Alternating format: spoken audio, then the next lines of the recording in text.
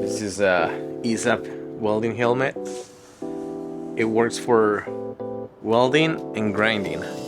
So without removing the hood, you just press this button right here and instantly you go from welding to grinding. The difference is that when it's in welding mode, it has this film inside, this lens inside, that it gets dark as soon as you start welding. And if you press grind, it prevents that lens from going dark and it just can see through whatever you're grinding.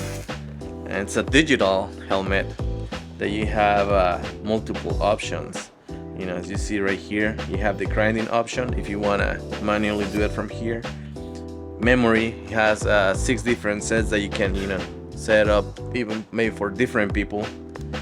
The shade, which is the darkness of the lens. Some people prefer it to have it a little bit darker than other people. The sensitivity, how sensitive you want those settings to be.